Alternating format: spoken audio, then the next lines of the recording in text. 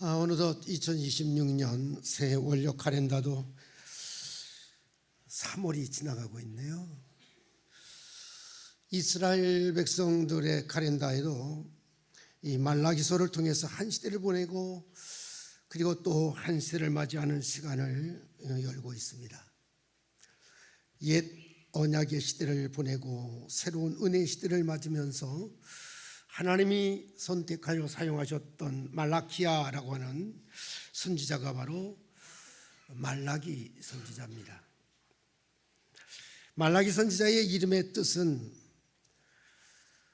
My 메신저, 나의 사자라고 일컬어 말하는데 구약 시대의 마지막 선지자였죠. 신약 시대를 여는 선지자가 침례 요한이었다고 말한다면 말라키야, 이 말라기 선지자는 구약 시대를 마무리하는 선지자였습니다. 때는 주전 430년경, 그러니까 에스라나 느헤미야 선지자와 동시대에 온 이스라엘 백성들은 바벨로니아 포로 생활에서 이제 자기 고국 귀향에서 고국으로 돌아와 먼저 하나님의 성전을 재건해 짓고 성벽을 수축했지만 그러나 저들의 살림은 고단했고 경제적으로는 희망이 보이지 않았던 암울한 시대, 백성들은 하나님께 대한 이 믿음을 거두고 저들은 방탕과 그리고 방황 가운데 빠져 우상 숭배에 빠져들어가고 있었던 시대,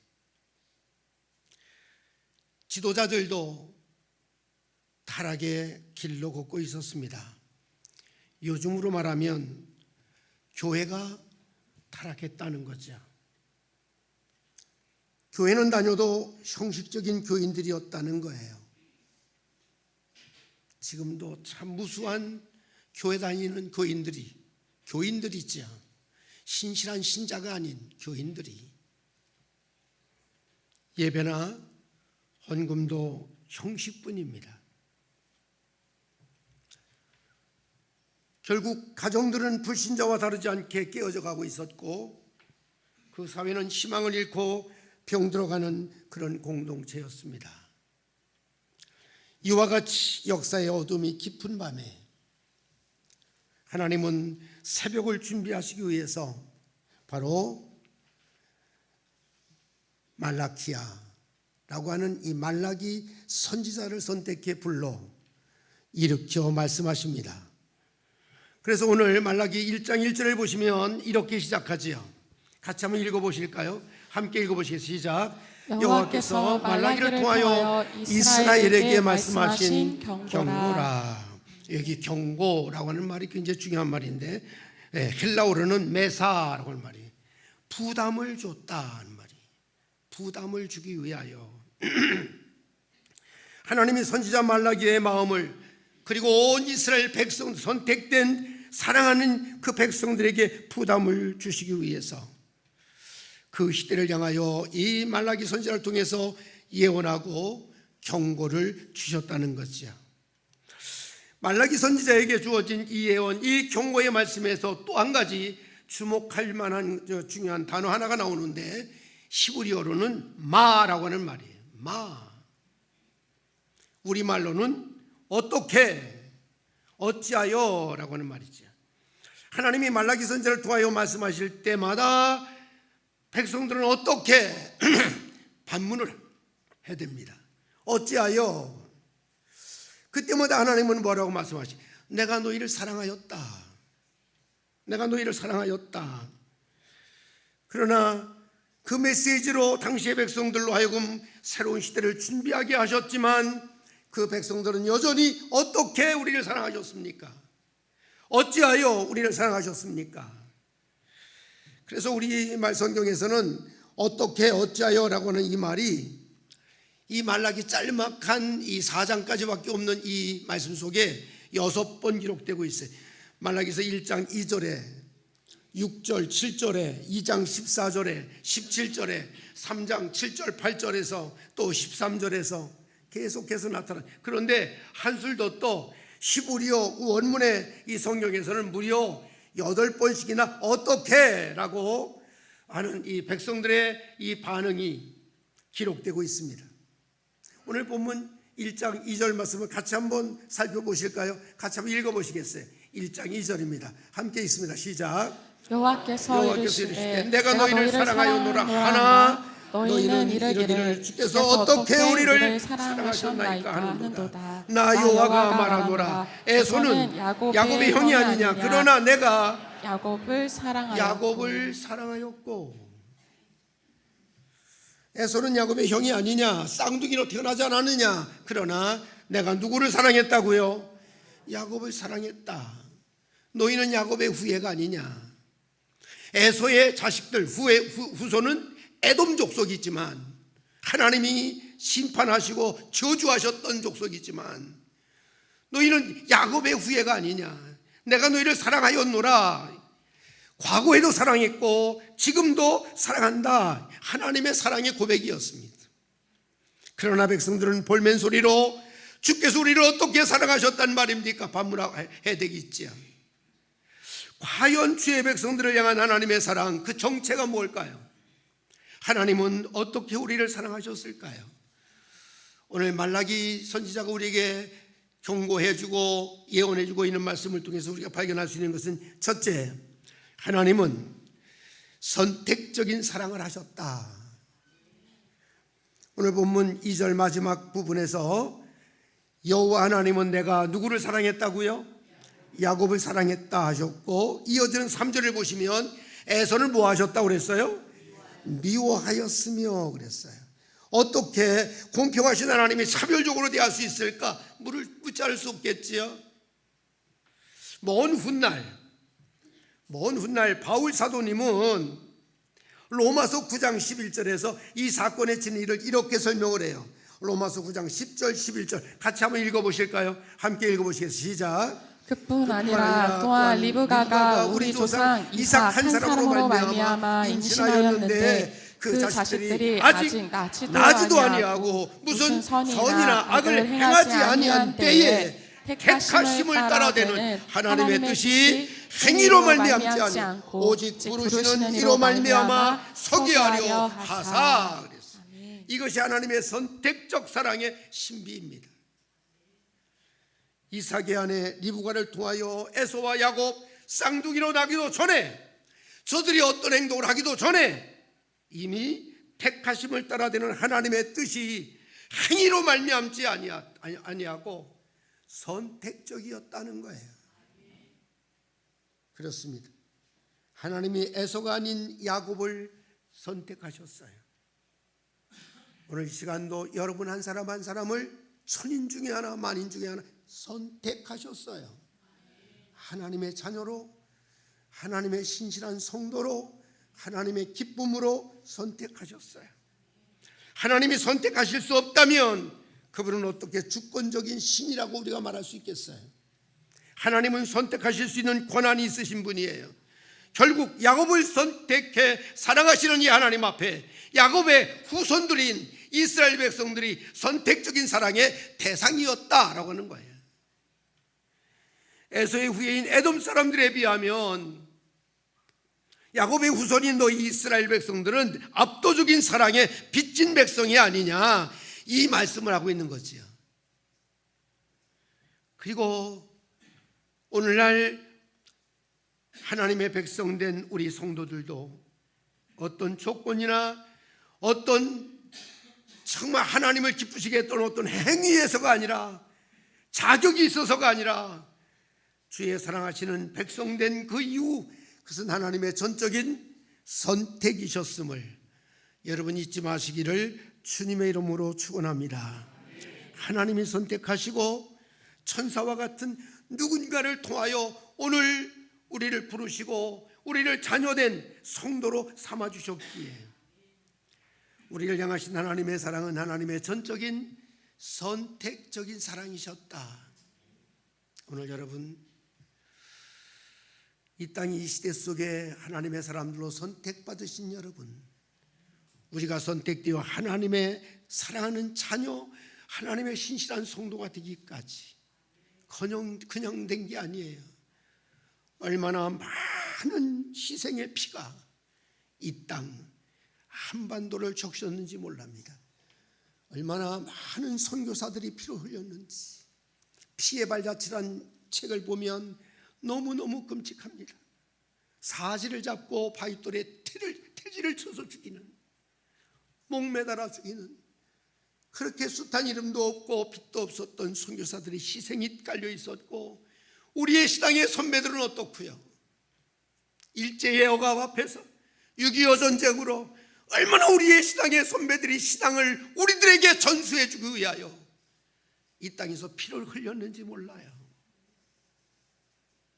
저는 엊그제 한 영화를 보았습니다. 북한의 실상의 영화예요. 저는 제목을 잘 몰라요.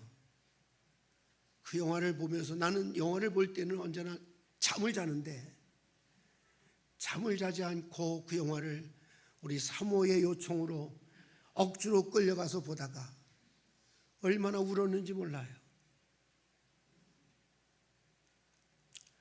오늘 우리들이 하나님의 자녀가 되기까지 얼마나 많은 사람들을 희생시키면서까지 우리를 선택하시고 우리를 신실한 성도로 삼으셨는지, 이 사랑 잊지 말아야 됩니다.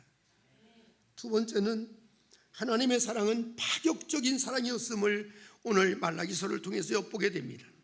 오늘 본문 2절을 다시 한번 보시면, 에서는 야곱의 형이 아니냐, 그러나 내가 야곱을 사랑하였고 그랬어요. 로마서 9장 12절에서도 보면 리브가에게 이르시기를 큰 자가 어린 자를 섬기리니 라고 하는 말씀을 하셨습니다. 인간 세상의 순서는 그래도 장자, 그래도 큰 자를 통하여 상속을 이어가는 것이었는데, 여기에 에서가 큰 자잖아요. 에서가 강한 자잖아요. 사냥꾼이었잖아요. 그런데 하나님은 큰 자가 아닌 어린 자, 강한 자가 아닌 약자를 들어 하나님의 섭리를 이루어 가시겠다는 것이었습니다. 이런 것을 우리는 격식이나 순리를 깬 파격적인 사랑이다 말할 수 있는 것이지요. 세상에 능한 사람들 많습니다. 지혜로운 사람들 많습니다. 많은 걸 소유한 사람들도 많습니다. 그러나 하나님은 지극히 작고 연약하고 하잘것없는 우리를 선택하여 하나님의 자녀, 하나님의 사랑받는 자로 선택해 주셨다는 거예요. 이것을 파격적이라고 말할 수 있지요. 하나님의 사랑은 파격적이셨어요. 바울 사도님도 그래서 먼 훗날 로마서 1장 26절 29절 보시게 되면 이 파격적인 하나님의 선택을 이렇게 증언하고 있지요. 형제들아, 같이 한번 읽어볼까요? 함께 읽어보시겠습니다. 시작. 형제들아, 너희 택하심을 보라. 육체를 따라 지혜자가 많지 아니하고 능한 자가 많지 아니하고 문벌 좋은 자가 많지 아니하도, 그러나 하나님께서는 세상에 미련한 것들을 택하사 지혜 있는 자들을 부끄럽게 하려 하시고, 세상에 약한 것들을 택하사 강한 것들을 부끄럽게 하려 하시며, 하나님께서 세상에 천한 것들과 멸시받는 것들과 없는 것들을 택하사 있는 것들을 폐하려 하시고, 이는 아무 육체라도 하나님 앞에서는 자랑하지 못하게 하려 하심이라. 여러분, 지도를 펼쳐놓고 우리 한국 땅을 한번 살펴보세요. 얼마나 작은 땅덩어리입니까? 한반도, 그것도 또 반동강이잖아요. 그런데요, 지금 21세기를 살아가면서 온 세계가 한 세대의 선진국이라고 일컫던 유럽의 많은 나라들이, 중동의 많은 나라들이 우리 한반도의 우리 대한민국을 경이롭게 봅니다. 놀랍게 봐요. 세계 유수한 대학에 장학생들을 휩쓴 나라가 대한민국입니다. 세계 유수한 대학, 손가락 안에 꼽히는 그런 대학마다 장학생들은 한국 사람이라는 거예요. 우리가 살아가고 있는 이 세상은 지혜자를 칭송하고 강한 자, 있는 자들을 높이는 그런 세상인데, 그런데 하나님은 미련한 자, 약한 자, 없는 자들을 통하여 하나님의 은혜, 하나님의 능력을 드러내시는 역설적이고 파격적인 하나님이신 것을 우리에게 증언해 주고 있어요. 오늘 우리들이 바로 이렇듯 미련하고 단 한 치 앞을 내다볼 수 없는 연약하고 없는 자들이었음에도 불구하고 선택된 도구였음을, 하나님이 쓰시고자 원하시는 도구였음을 오늘 성경은 우리에게 일깨워주고 있는 줄로 믿습니다. 미국 남북전쟁 당시 여러 번 극적으로 목숨을 건지고 부상을 당하며 결국에는 장애자가 됐지만 포로가 되기까지 했었던 한 병사가 전쟁의 위기 때마다 어머니가 자기에게 들려주셨던 신약 포켓 성경을 이 벙커 안에서, 벙커라는 거 아시죠? 벙커 안에서 덜덜 떨면서 그 성경을 읽어나가며 그리스도인이 됩니다. 그는 장애의 몸으로 전쟁이 끝난 뒤 그래도 자기 자신의 생명을 건져주신 하나님의 은혜 앞에 보답하기 위하여 당시 세계적인 전도자 D.L. 무디 목사님을 따라다니며 찬송을 부르기 시작했어요. D.L. 무디 목사님을 통해서 파격적인 하나님의 놀라운 사랑을 깨닫고 그는 무려 덜덜 떠는 자기의 손으로 무려 200여 곡의 찬송시를 씁니다. 그 중에 하나가 대표적으로 우리가 즐겨 부르는 찬송 310장, 아 하나님의 은혜로 이 쓸데없는 자, 이 쓸데없는 자, 아무짝에도 사용될 수 없는 자, 왜 구속하여 주는지 난 알 수 없도다. 내가 믿고 또 의지함은 내 모든 형편 아시는 주님 늘 보호해 주실 것을 나는 확실히 아네. 이 고백으로 찬양을 지었습니다. 다니엘 위스터 휘틀이라는 사람의 이야기입니다. 이 쓸데없는 자 구속해 자녀 삼아 주시는 이 파격적인 사랑, 그 은혜를 난 알 수 없도다. 다 이해할 수 없는, 측량을 하지 못할 이 파격적이신 하나님의 사랑, 우리는 그 사랑을 입은 하나님의 자녀들이었음을 오늘 이 시간 우리의 마음에 다시 한번 돌이켜 새겨보실 수 있게 되기를 주님의 이름으로 축원합니다. 끝으로 하나님의 사랑은 초월적인 사랑이셨어요. 오늘 말라기 선지자는 하나님의 이 사랑을 특정한 어느 한 민족, 야곱의 후예 이스라엘 백성들만에 대한 편견으로 오해될 것을 경계하시면서 4절을 내려가 보시면, 같이 한번 4절 읽어볼까요? 함께 읽어보시겠습니다. 시작.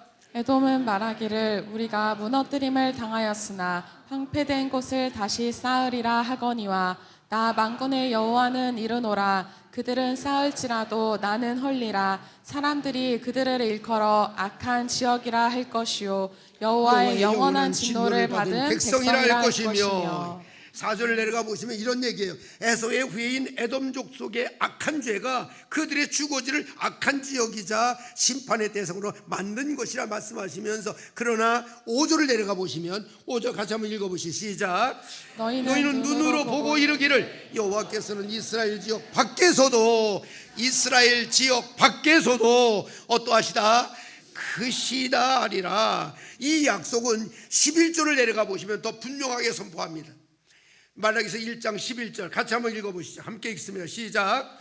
만군의 여호와가 이르노라. 해 뜨는 곳에서부터 해 지는 곳까지 이방 민족 중에서 내 이름이 크게 될 것이라. 각처에서 내 이름을 위하여 분향하며 깨끗한 제물을 드리리니 이는 내 이름이 이방 민족 중에서 크게 될 것임이니라. 그렇습니다. 하나님은 우리를 사랑하셨습니다. 선택해 사랑하셨습니다. 파격적으로 사랑하셨습니다. 초라하여 이스라엘 백성들뿐만 아니라 오늘 우리 한반도에 우리 모두를 사랑하셨습니다. 그러나 중요한 건 이 하나님의 놀라운 이 사랑 우리가 풍성하게 누릴 수 있으려면 우리도 하나님을 사랑하고 하나님 앞에 드려질 수 있어야 된다는 거예요. 하나님 앞에 드려지지 아니하면 그 사랑을 알지 못하는 거예요. 그렇습니다. 하나님은 이스라엘 백성들만이 아니라 이스라엘 백성들이 하나님만이 아니라 하나님은 모든 인종, 모든 지역을 초월하여 사랑을 베푸시는 하나님이셨어요. 이스라엘은 그 사랑의 통로요, 그 사랑의 출발점에 불과했습니다. 그래서 바울 사도님도 로마서 9장에서 이스라엘에 대한 하나님의 선택을 말하다가 로마서 10장으로 내려가서 로마서 10장 12절을 내려가 보시면 드디어 초월하신 하나님의 사랑을, 이 복음을 이렇게 선포하지요. 로마서 10장 12, 13절 같이 한번 읽어볼까요? 함께 읽어보시겠어요? 시작. 유대인이나 헬라인이나 차별이 없으며 한 분이신 주께서 모든 사람의 주가 되사 그를 부르는 모든 사람에게 뭐하시도다? 부요하시도다. 누구든지 주의 이름을 부르는 자는 어떠하다? 구원을 받으리라. 할렐루야. 이 초월하시는 이 사랑을 오늘 사랑하신 여러분 신뢰하십니까? 확실히 신뢰하실 수 있게 되기 바랍니다. 말라기 선지자를 통하여 예언으로 그 백성들을 향하여 부담을 갖도록 보여주시는 그 하나님의 사랑은 조건 없는 이들을 향해서 선택적인 사랑을 주셨고, 그 어떤 자격이나 자랑할 행위 하나 없는 자들을 향하여 파격적으로 사랑하셨고, 인간의 모든 선입견과 편견을 뛰어넘는 초월하신 사랑이셨습니다. 그래서 유대인이나 이방인의 벽을 허시고 십자가로 화평을 이루어 하나가 되게 하셨던 그 사랑, 이 사랑에 젖어 사는 사람들은 누구하고도 하나가 될 수 있어요. 에베소서 2장 14절 16절 보시면 같이 한번 읽어보실까요? 함께 읽어보시 시작. 그는 우리의 화평이신지라 둘로 하나를 만드사 원수된 것 곧 중간에 막힌 담을 자기 육체로 하시고 법조문으로도 계명의 율법을 폐하셨으니 이는 이 둘로 자기 안에서 한 세 사람을 지어 화평하게 하시고 또 십자가로 이 둘을 한 몸으로 하나님과 화목하게 하려 하십니다. 원수된 것을 십자가로 모하시고 소멸하시고. 아멘. 참고적으로 지금 이 지구촌이 몸살을 앓고 있죠.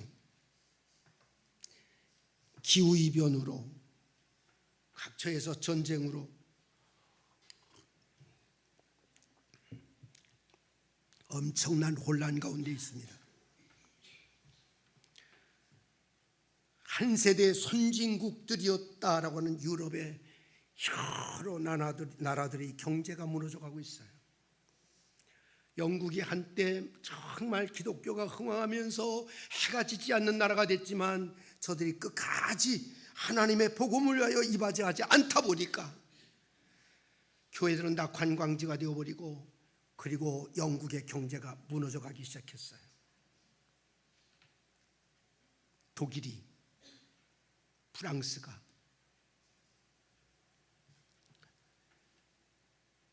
우리나라 사람들이 이민을 가서 살고 싶어 하는 가장 제1의 순위가 유토피아라고 생각했던 카나다가, 호주가 지금 저들이 경제가 무너져 가고 있어요. 온 지구촌이 큰 혼란 가운데 있는데, 그런데요 여전히 세계 최대 강대국이 미국이고, 놀랍게도 신비하게도 전쟁의 잿더미에서 이제 회복한 것이 70년밖에 안 되는데, 유럽 나라들이, 중동의 나라들이, 온 세계가 대한민국을 향하여 관심을 갖고 경이롭게 여기고 대한민국의 물건이라면 다 선호하는 엄청난 성장과 발전을 이루어가는 그 원인이 어디에 있는가? 학자들이 그걸 조사했어요. 그 가운데 이어령 박사가 조사해 보았더니 신비하다. 여전히 이 지구촌에 선교사를 39,800여 명을 보내 이 지구촌 방방곳곳에서 주의 복음을 전하는 젊은 선교사들을 보유한 나라가 미국이고, 그 다음으론 26,600명의 선교사 젊은이들이 지구촌 170여 개국에 나가 복음을 위하여 청춘을 바치고 목숨을 걸고 헌신하는 이들이 있어. 하나님은 대한민국을 지키고 계시며 이 땅을 축복하고 계시는구나. 이효령 박사의 진단이었습니다. 아, 하나님은 살아계시다. 이 나라 정치는 혼란해도 여전히 하나님은 세계가 경이롭게 볼 만큼 이 땅을 축복하고 계시다.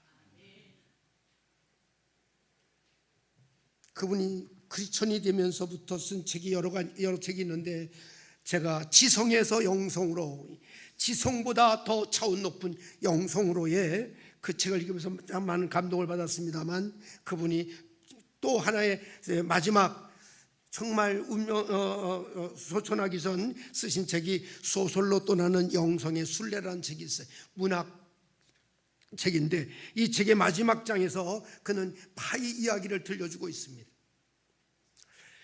16살 먹은 소년이 파이 파넬이라는 이 소년이 맹골 호랑이 리처드 파커라는 이 호랑이와 무려 227일간 기막힌 동거를 하는 장면이에요.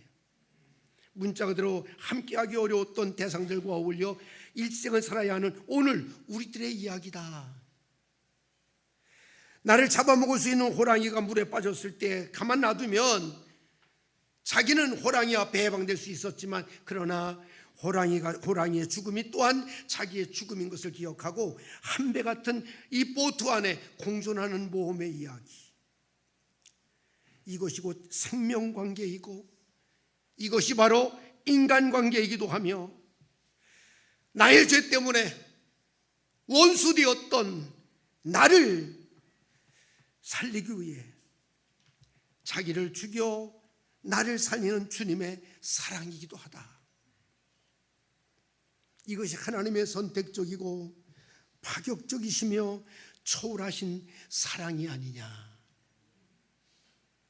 나의 모든 죄와 추악한 내 속의 미움, 시기, 질투로 인한 원수되었던 것을 다 대신 걸머지시고 십자가 용틀에서 마땅히 내가 하나님 아버지 앞에 심판을 받아서 영벌로 죽어야 마땅한 이 죽음을 대신하여 나 위하여 죽으시고 나 위하여 부활하신 이 십자가의 사랑, 그 사랑의 보트에 우리가 믿음으로 올라타는 순간 우리의 기막힌 주님과의 사랑의 순례는 시작될 수 있는 것이 아니냐.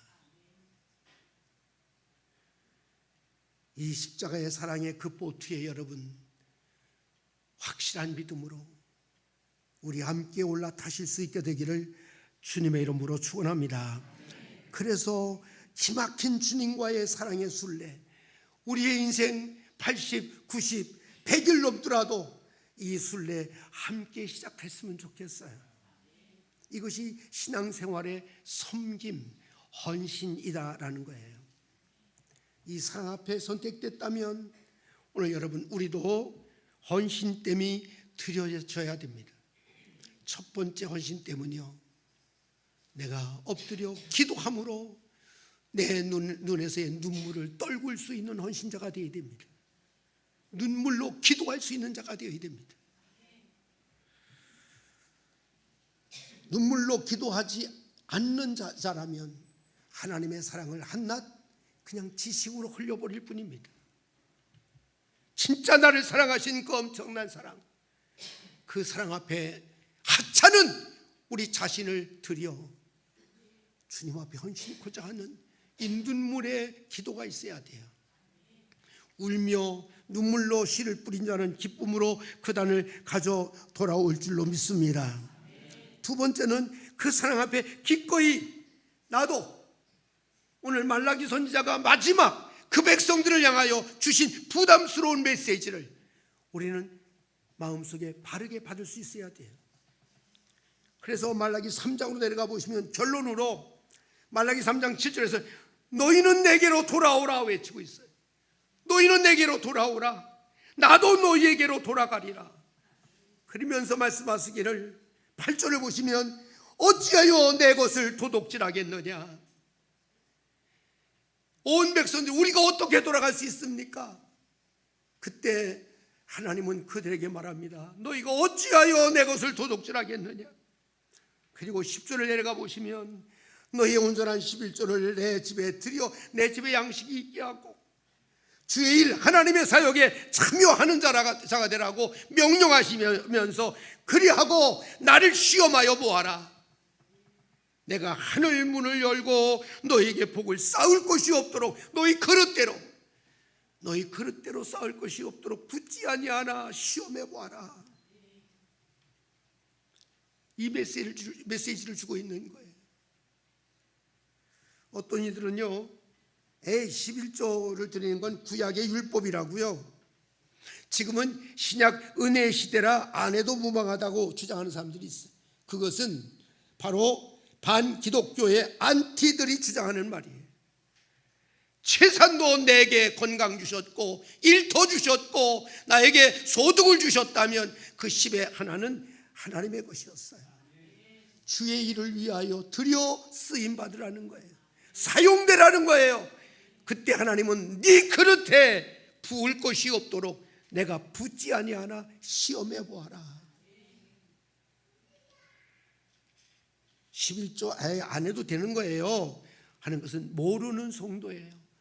하나님의 풍족한 은혜를 경험하지 못하는 감격이 없는 성도예요. 분명히 하나님의 선택적, 파격적, 초월적인 이 사랑 앞에는 율법을 주시기도 전에 선택받은 믿음의 조상 아브라함은 창세기 14장 20절에 멜기세덱 제사장에게 자기의 온전한 11조를 드렸어요. 율법 이후 예수님도 마태복음 23장 23절에 보시면 바리새인들에게 아주 그럴듯이 신앙생활 잘하는 것처럼 사람 눈욕이 많은 그런 이 바리새인들에게, 저주받는 이들에게 너희가 박하와 휘양과 근처의 11조를 드리되 율법에 더 중한 바 정의와 궁율과 믿음은 버렸도다. 그러나 이것도 행하고 저것도 버리지 말아야 할 것이니라. 예수님의 말씀이에요. 예수님의 명령인 거예요. 여러분, 오늘 말라기 선지자는 마지막 온 이스라엘 백성들에게 새로운 시대를 위하여 부담스러운 경고를 주고 있는 거예요. 돌아와라. 어떻게 돌아가오리까? 너희가 어찌하여 내 것을 도둑질하느냐? 온전한 11조를 드려라. 그래서 정말 주의 복음을 위하여, 주의 나라를 위하여, 하나님의 교회를 위하여 네가 이바지하는 자가 되어라. 내게 있어 모든 것이 하나님께로부터 왔음을 고백하면서 감사함으로 즐거이 온전한 11조를 드리면 주의 그 사랑을 내가 생각하고 정말 흥겹게 드릴 수 있다면 주의 나라, 주의 복음, 주님의 몸된 그 교회를 위하여 헌신할 수 있는 이들에게 이 선택적인 사랑의 하나님이, 이 파격적이시고 초월하시는 이 하나님의 사랑의 그 공급을 우리는 정말 내 잔이 넘치게 풍요롭게 경험하는 감격이 있게 될 줄로 믿습니다. 날 위해 죽으시고 날 위해 다시 사신 주님과 함께 우리 함께 사랑하며 사는 참 진정한 신실한 선택받은 믿음의 성도들의 삶을 우리 함께 회복하실 수 있게 되기를 주님의 이름으로 축원합니다.